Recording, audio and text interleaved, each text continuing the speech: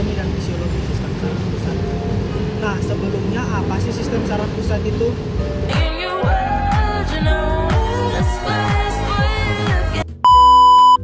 Jadi guys, sistem saraf pusat adalah sistem yang mengatur segala sesuatu yang dilakukan oleh tubuh kita.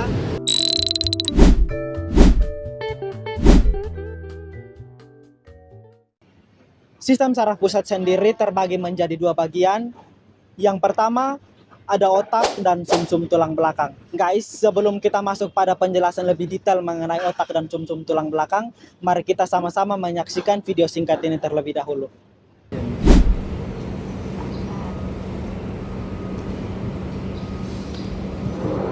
Guys, sudah jam makan siang. Taping yuk.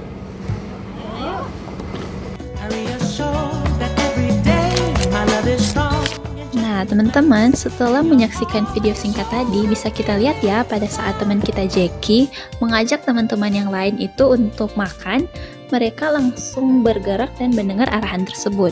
Nah, kira-kira kenapa sih pada saat Jackie mengajak teman-teman itu, mereka langsung bergerak? Nah, jadi kejadian ini disebut dengan gerak sadar. Gerak sadar itu diatur oleh otak dan sumsum tulang belakang. Jadi, pada saat Jackie mengajak teman-teman yang lain untuk makan, otak memproses informasi tersebut dan mengirim sinyal kepada otot melalui sel saraf. Nah, sel saraf yang terbesar yang ada di tubuh kita itu terletak pada sumsum tulang belakang sampai kaki bagian dalam. Sekarang kita akan membahas mengenai cerebrum. Cerebrum atau otak besar merupakan area otak pada manusia yang dianggap sebagai pusat fungsi-fungsi tertentu. Fungsi utamanya meliputi kesadaran persepsi sensorik, kontrol gerakan volunteer atau pengaturan gerak otot dan rangka, bahasa, ciri-ciri kepribadian, berpikir, mengingat, mengambil keputusan, kreativitas, dan kesadaran diri. Yang kedua, lobus parietal. Lobus parietal ini letaknya di belakang lobus frontal. Si parietal ini perannya penting dalam menafsirkan pesan dari bagian otak lain. Dia juga berperan dalam nafsirin sentuhan, gerakan tubuh, perbedaan suhu, dan sensasi nyeri.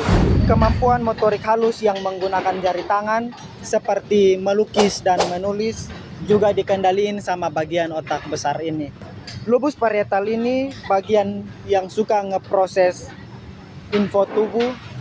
Misal kita ngerasa tangan kita pegang sesuatu atau saat kita tutup mata kita masih bisa tahu posisi tubuh kita. Yang ketiga, lobus temporal. Lobus ini letaknya di kedua sisi kepala sejajar dengan telinga. Bagian otak besar ini bertanggung jawab untuk fungsi pendengaran, memori, dan emosi. Ini spesialis suara dan memori. Jadi kalau kita bisa ingat lagu dan bisa ngerti orang ngomong, berarti itu adalah pekerjaan dari lobus temporal. Yang keempat, lobus occipital. Lobus ini tempatnya di otak kita bagian belakang. Bagian otak ini tuh fungsinya supaya kita bisa mengenali objek lewat penglihatan dan dapat memahami tulisan. Ini tuh adalah tukang gambar di otak. Semua yang kita lihat dari mata masuk dulu ke sini buat diolah. Jadi kita bisa bedain kucing sama anjing atau bisa mengerti tulisan. Kelima, lobus insula. Lobus insula itu kayak operator rasa dalam tubuh kita. Fungsi utamanya dia yang ngerangkum semua sinyal dari dalam tubuh kita terus ngirim ke otak. Contohnya seperti kamu merasa haus atau kamu merasa mual karena kebanyakan makan sambal. Nah, teman-teman, selanjutnya kita akan menjelaskan mengenai diencephalon. Diencephalon itu terletak di dasar otak. Diencephalon ini memiliki 3 bagian utama yang akan bekerja sesuai fungsinya masing-masing. Yang pertama itu ada talamus. Letaknya di bagian sayap. Nah, talamus ini bertanggung jawab terhadap memori, siklus tidur, dan kesadaran. Serta dia akan meneruskan dan mengirimkan informasi ke otak besar. Jadi, talamus ini itu seperti pintu gerbang informasi yang akan dirasakan oleh tubuh, lalu akan masuk terlebih dahulu ke dalam talamus dan akan terkirim ke otak besar. Kedua ada hipotalamus, terletak di bagian sini. Nah, hipotalamus ini berfungsi untuk mengatur nafsu makan, emosi, suhu tubuh, jam biologis tubuh, dan produksi serta pelepasan hormon. Dan yang terakhir itu ada epitalamus, letaknya di bagian sini. Epitalamus ini berperan dalam mengatur emosi dan siklus bangun tidur. Nah, jadi dia itu memiliki bagian yang disebut kelenjar pineal yang membantu dalam mengatur siklus bangun tidur dengan melewati hormon yang disebut hormon melatonin. Dan selanjutnya kita akan masuk ke dalam pembahasan mengenai cerebrum. Cerebrum letaknya di bagian bawah batang cerebrum. Cerebrum ini memiliki nama yaitu otak kecil.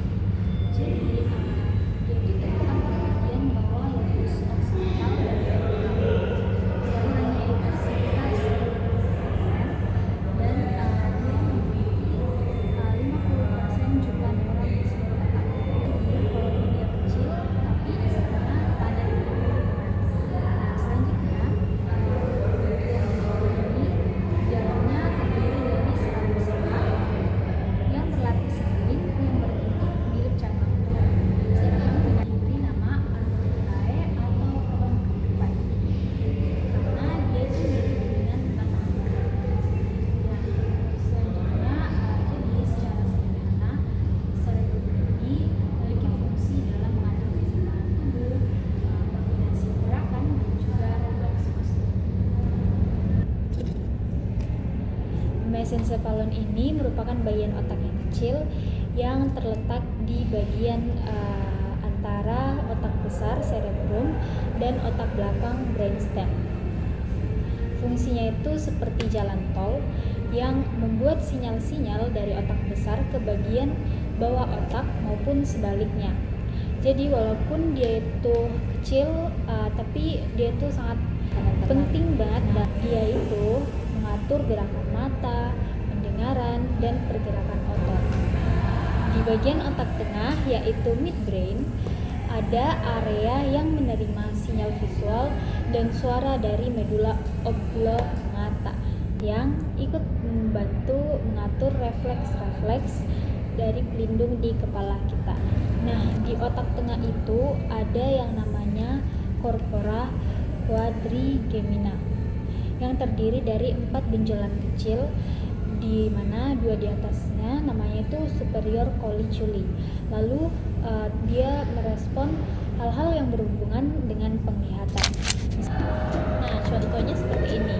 Kalau kamu lagi jalan dan tiba-tiba dengar suara ban mobil ngerem keras, pastinya secara otomatis kamu akan nengok kan ke suara itu.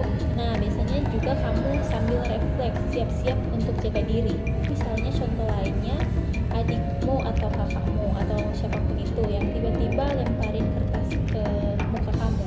Tanpa mikir panjang, mata kamu bakal langsung merem dan tanganmu angkat buat nutupin wajah. Itu semua karena refleks dari bagian otak tengah tadi. Jadi bagian tengah merupakan pons. Pons ini adalah bagian otak yang mengatur sistem pernapasan kita. Di dalam pons terdapat 2 pusat pernapasan. Yang pertama pusat neurotensif dan yang kedua pusat amniostik. Pons ini dia bukan mengatur irama utama dari pernapasan kita, tetapi pons itu mengatur kedalaman kita dalam bernafas dan juga mengatur irama nafas kita agar lebih halus sesuai yang diperintahkan sama medula oblongata. Pons juga memiliki sifat pelindung, yaitu pons dapat melindungi paru-paru di saat paru-paru berkembang berlebih atau overinflasi.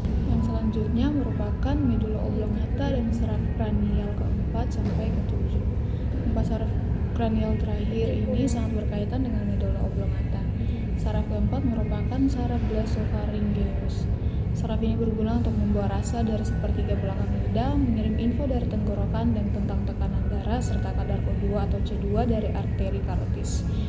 Membantu mengaktifkan kelenjar ludah, bantu menaikkan tenggorokan saat menahan.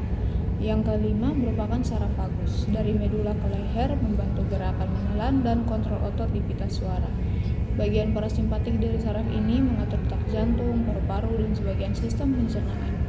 Dan juga berguna untuk membawa info dari sistem pencernaan ke otak, juga tentang tekanan darah dan kadar gas dari pembuluh darah besar.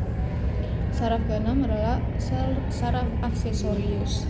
Saraf ini merupakan gabungan dari otak dan tulang belakang, berguna untuk mengaktifkan otot leher dan bahu, membantu mengangkat bahu, juga membantu otot tenggorokan dan langit-langit tulang. Yang terakhir merupakan saraf hipoglossus. Saraf motorik ini merupakan saraf dari medula yang mengontrol semua otot lidah, penting buat mengunyah, mengatur makan di mulut, berbicara, dan menelan.